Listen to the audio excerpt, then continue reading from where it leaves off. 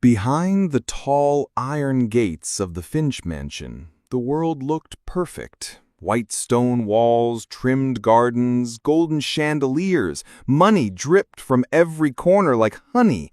The neighbors envied them, strangers admired them.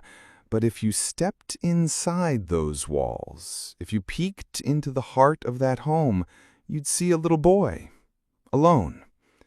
Daniel Finch, the son of millionaires, the child of privilege, raised by no one. His parents, always gone. Boardrooms, flights, charity galas where they smiled for cameras while their son sat crying in a silent nursery. Babysitters came and went, too impatient, too careless, until one morning when a woman walked through those doors. Her name was Miss Ruth. She wasn't polished like the marble floors. She didn't wear diamonds like Mrs. Finch. Her skin was dark, her hands rough from years of work. But her eyes carried the kind of love money could never buy. When she stepped into that nursery for the first time, Daniel was wailing, screaming for a mother who never came. Toys scattered, cheeks red, tiny fists pounding the floor. Ruth walked forward slowly, knelt down, and whispered words that froze the entire room. "Shh, it's all right, baby. I've got you now." And just like that, silence. His cries stopped. His little body collapsed into her arms as though it had found the home it had been searching for all along. From that day forward, Daniel clung to her like a shadow. She fed him, bathed him, kissed the bruises on his knees, sang him lullabies in the still of the night. When nightmares came, it wasn't his mother's perfume he reached for, it was Ruth's steady arms. But the Finch family, they never saw her heart. They never saw her sacrifice. To them, she was just the help. At dinner, Ruth wasn't allowed a seat at the table. She stood behind Daniel, cutting his food while laughter and crystal glasses clinked all around. When guests arrived, Ruth disappeared into the kitchen because, as Mrs. Finch liked to remind her, the help doesn't belong in the dining room. But Daniel didn't see her as the help. He called her Mama. One night, Mrs. Finch stormed into the nursery. Daniel was curled in Ruth's lap, listening to a bedtime story. "Miss Ruth, remember your place. He's growing too attached." Ruth lowered her eyes. "Yes, ma'am." But the moment Mrs. Finch turned away, Daniel whispered into Ruth's ear, "Don't listen. You're my real mama." Those words, sweet for him, heartbreaking for her, cut deeper than any insult. Because Ruth knew the truth. Society would never allow her to be his real mother. She was a black woman in a white world, a servant in a house of riches, and yet she loved him as if he were her own flesh and blood. But the world didn't let her forget who she was. When Ruth walked Daniel to the park, the whispers followed. Why is she with him? Where's his real mother? Some children snickered, pointing at Ruth. "Is that your maid?" And do you know what Daniel would say? With a child's innocent boldness, he'd lift his chin and answer, "No, that's my mama." But those smirks, that laughter, it stabbed her heart again and again. One afternoon, the Finches hosted a lavish garden party. The wealthy, the powerful, the so-called important people of the city filled the yard.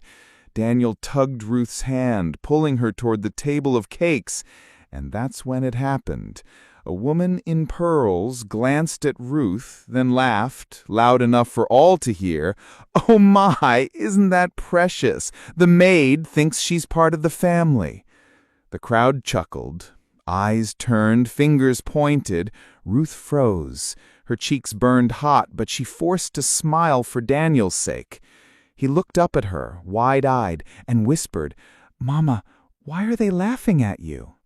Ruth bent down, brushed his hair from his forehead, and with a voice that trembled but refused to break, she said, Don't you worry, baby. Some people don't understand love. That night, after the mansion lights went dark and the world was asleep, Ruth sat at the edge of Daniel's bed. She watched his tiny chest rise and fall, and she whispered a prayer. Lord, let this boy grow up to see what others cannot see. Let him remember my love when the world tries to teach him hate. Because Ruth knew the truth. She wasn't just the help. She wasn't just a maid. She was the only mother he had ever truly known. And nothing, no wealth, no prejudice, no cruel laughter could erase that. The Finch Mansion was always buzzing with the sound of silverware, the clinking of wine glasses, and conversations about stocks and deals that a child could never understand. Every evening, Mr. and Mrs. Finch sat at their long, polished dining table, plates of food prepared by their chef, servants waiting at attention. And every evening Daniel sat quietly in his chair, his small hands fumbling with his fork. His parents hardly noticed him, but there was one person who did: Miss Ruth. She always stood behind him, patient, gentle, making sure his food was cut into the right pieces, making sure his little glass of milk never spilled. And when Daniel's eyes grew sad from the silence, Ruth would sneak a smile, a whisper of comfort that no one else could hear. But one evening, everything changed. Mr. and Mrs. Finch had been called away for an emergency meeting. Daniel was left alone with Ruth at dinner time. For the first time, he turned to her and said with a bright little grin, "Mama, sit with me. Don't stand there. Sit here, at the table." Her heart skipped. No one had ever invited her to that table. That table was a throne for wealth, a symbol of power. She had only ever been allowed to circle it like a shadow. But Daniel's eyes were pleading. How could she deny him? So, trembling, Ruth sat down. For a brief, shining moment, it felt like a real family meal. Daniel laughed as she told him stories about her childhood. He leaned against her arm, finally eating happily, instead of staring at his plate in silence. To him, it was perfect. To her, it was forbidden. And then footsteps. The Finch neighbors had stopped by unannounced. The butler led them in, and there they saw it.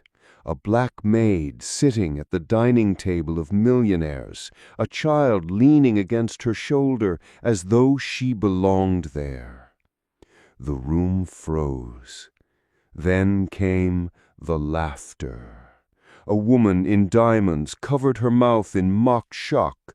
"Oh my, what a sight! The maid at the master's table!" Another man chuckled under his breath. "How adorable! He thinks the help is family." Their voices sliced through the air like knives. Daniel looked up, confused. "Why are they laughing at Mama?" The word Mama made the laughter explode even louder. Ruth's cheeks burned. She wanted to vanish, to melt into the floor. Her eyes dropped to her lap, hands trembling. She knew she shouldn't have sat there. She knew this moment of peace would cost her. But Daniel, innocent Daniel, slammed his tiny fists on the table and shouted, "She is my Mama! Stop laughing! She's better than all of you!" Then the room went quiet. The neighbors exchanged glances of shock and disgust. And then, slowly, Mrs. Finch's heels clicked across the marble floor. She had arrived home just in time to witness the outburst. Her face was cold as stone.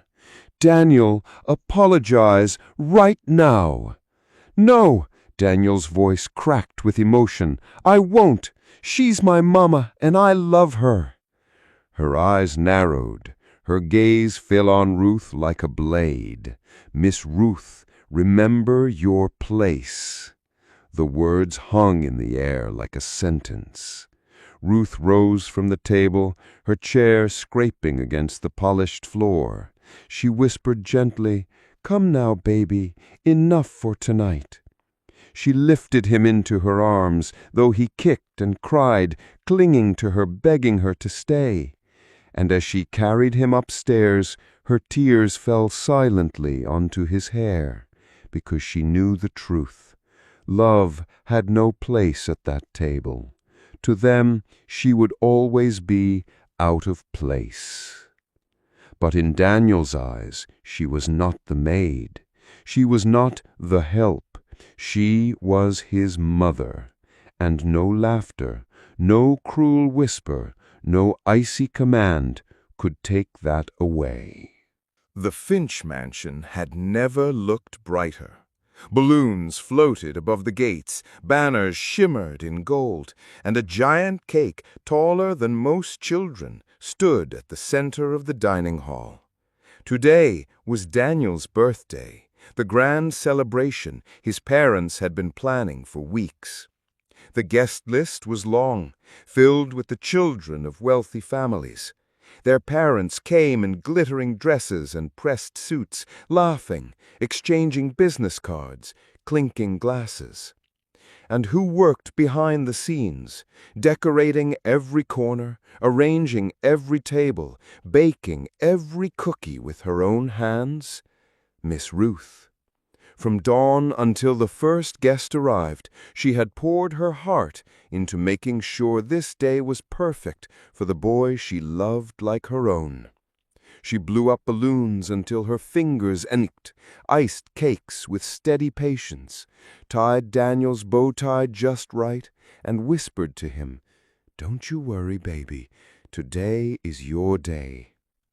But when the clock struck noon, and the children ran in with wrapped gifts and excited shouts, something happened. Ruth moved toward the dining hall, ready to stand by Daniel's side as she had done every day of his life, but Mrs. Finch blocked her way. "Miss Ruth," she said, her voice sharp and cold, "you belong in the kitchen. This is not your place." Ruth froze. "But, ma'am, Daniel will want me." "He doesn't need you here. You're the help. Stay where you belong." So while the music played and the children laughed, Ruth stood in the kitchen, listening to the sounds of joy echoing down the hall. She could hear Daniel's voice above the crowd, calling for her, but every time she tried to peek out, Mrs. Finch's icy glare pushed her back inside. Daniel blew out his candles with a wish no one else could hear.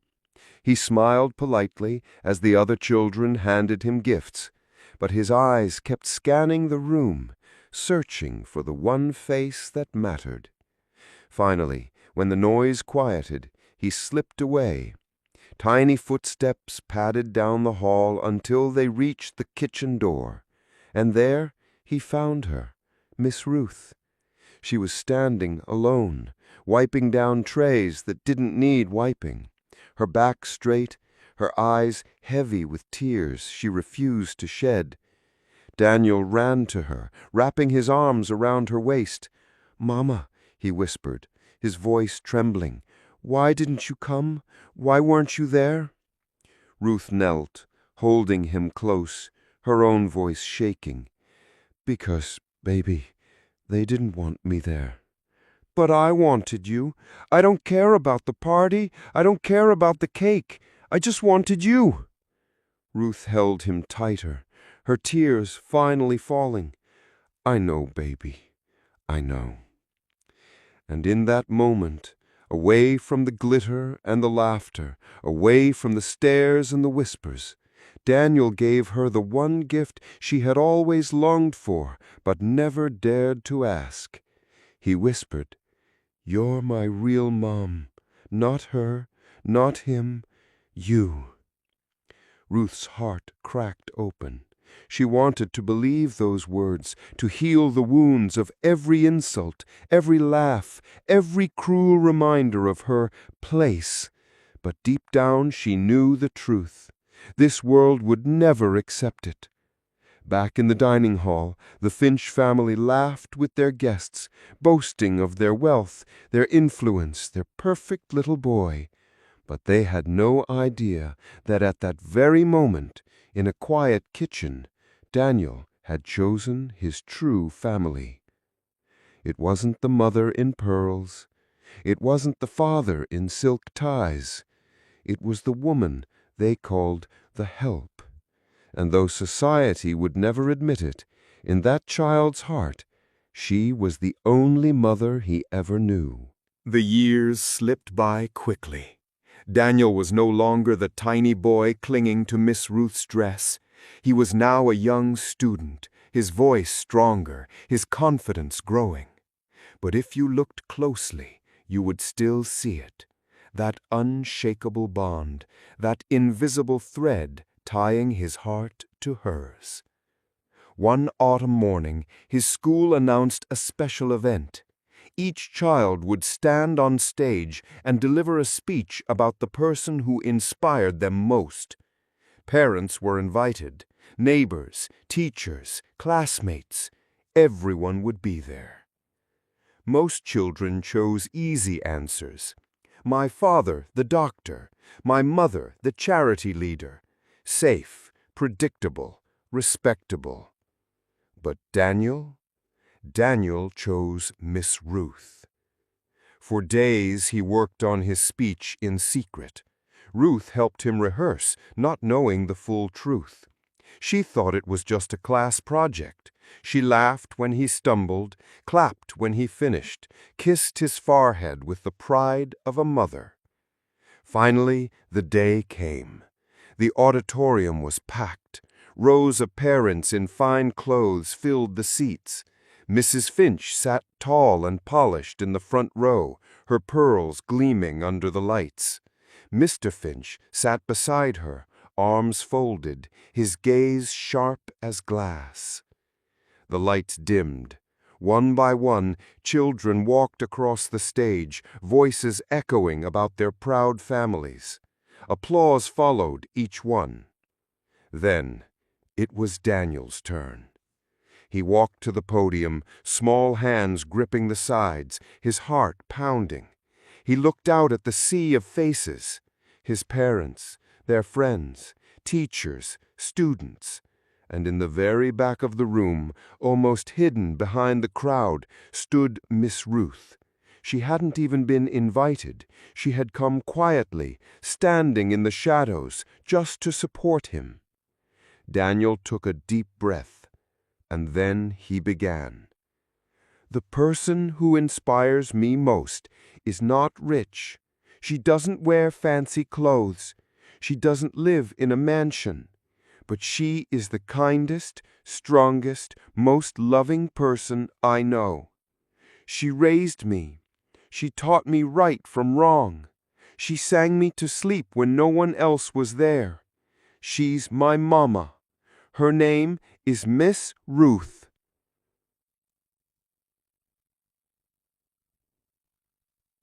Gasps filled the room. Some parents exchanged looks of shock. A ripple of whispers spread across the crowd. Mrs. Finch's face turned crimson. Mr. Finch's jaw clenched. And at the back of the room, Miss Ruth covered her mouth, tears streaming down her cheeks as Daniel's words poured over her like music. But instead of applause came silence. Instead of pride came judgment. One mother leaned toward another. He's calling the maid his mother? How humiliating! Another whispered, the Finches must be mortified. A man chuckled under his breath. Imagine being replaced by the help. The poison of their laughter filled the room. On stage, Daniel stood tall, his voice unwavering, his childlike courage brighter than all their cruelty. He finished with trembling words. She isn't the help. She's my real mother, and I love her." And then silence. No clapping, no cheers, just stares, whispers, and the cold, heavy weight of disapproval. Mrs. Finch arose abruptly, her heels clacking like gunshots against the floor.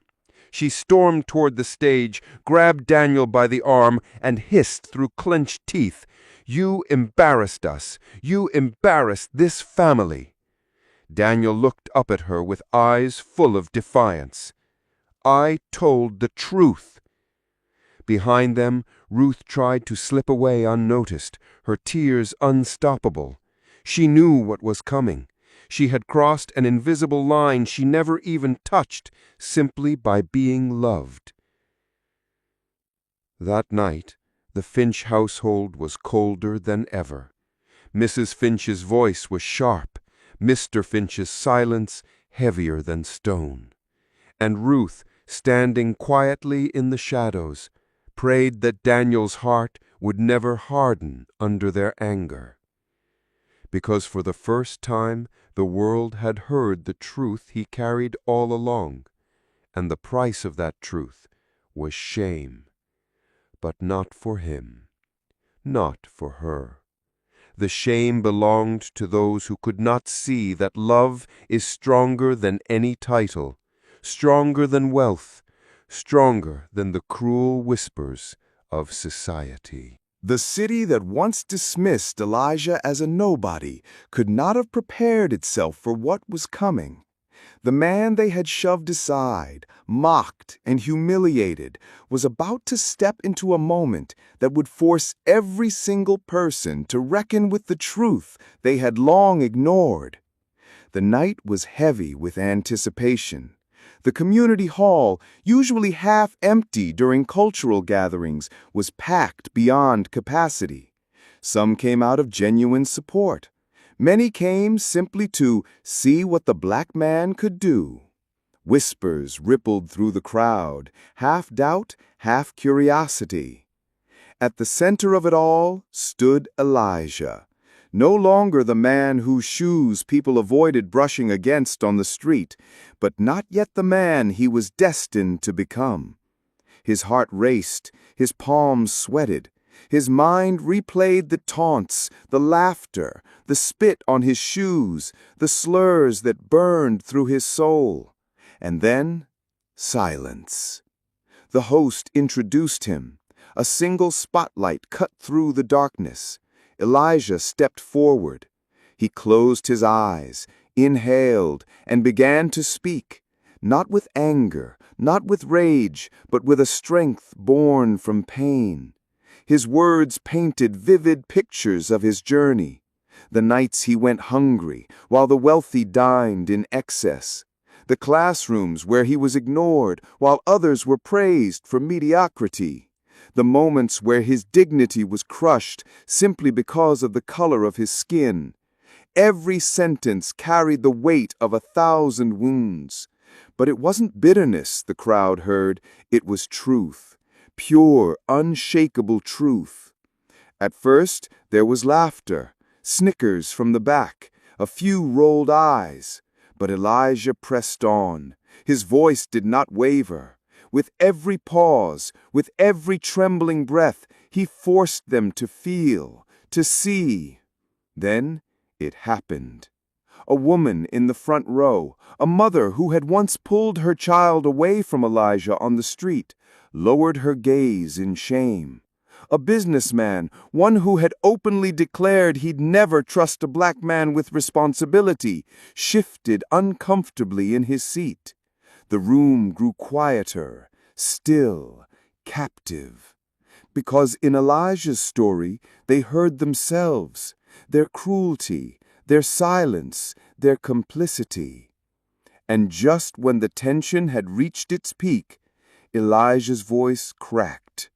Tears welled in his eyes.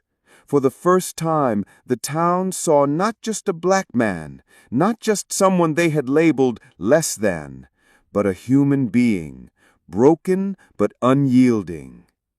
By the time he finished, the silence was unbearable. No applause, no shouts, just a stunned room caught between guilt and awe. And then, clapping. Slow, hesitant at first, but it grew, louder, stronger, until the hall echoed with a sound Elijah had never heard directed at him before. Respect. It wasn't acceptance, not yet, but it was the crack in the wall, the first fracture in the stone-cold prejudice that had suffocated him his entire life. That night, Elijah didn't just speak. He tore the mask off a community's hypocrisy. He made them face what they had done. And as he stepped off the stage, head held high, he knew one thing for certain. This was just the beginning.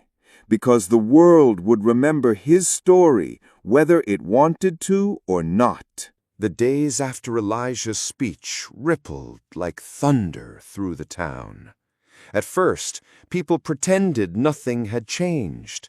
They went about their lives, hiding behind polite smiles and forced indifference. But the truth? His words had planted something dangerous, something they couldn't control. Whispers began in coffee shops, conversations behind closed doors. Children who at once repeated their parents' hatred began asking, "Why did we treat him that way?" The poison of racism that had flowed so freely in the open was beginning to choke in silence. But with change came resistance. The powerful men of the town, those who thrived on keeping Elijah's people at the bottom, gathered in hushed meetings. They called him a troublemaker, a disturbance, a man who had forgotten his place. And in their hearts they knew Elijah wasn't just a man anymore. He was a movement. And movements are dangerous. One cold evening, as Elijah walked home alone, shadows followed him. Boots crunched against gravel. A voice hissed from behind, then another. The men who had always feared his courage surrounded him in the dark. They spat venom. They shouted slurs, and when words failed, fists spoke. The blows rained down. Pain seared through his body. Blood stained the earth beneath him. But even as they tried to break him, Elijah never begged, never pleaded. His eyes, swollen and defiant, held one truth: "You cannot kill what I've already awakened." By dawn, Elijah's body was found near the edge of town, bruised, broken, lifeless. The news spread like wildfire. For some, it was a warning: stay silent or this will be you. But for many others, it was the spark. Crowds gathered in mourning, their grief boiling into rage. His funeral became a protest. His name became a chant. His face, once mocked, now appeared on posters carried high in trembling fists. Because Elijah's story didn't end with him. It lived in every black child who dared to dream beyond the walls they tried to build. It lived in every voice that refused to be silenced. It lived in every heart that carried the wound of racism but refused to let it define their worth. Elijah had been beaten, humiliated, silenced. But his legacy roared louder than his enemies ever imagined. And so the very men who thought they had buried him, they only buried themselves. Because Elijah became eternal, not in flesh, but in fire. The fire of justice, the fire of truth, the fire that can never be put out.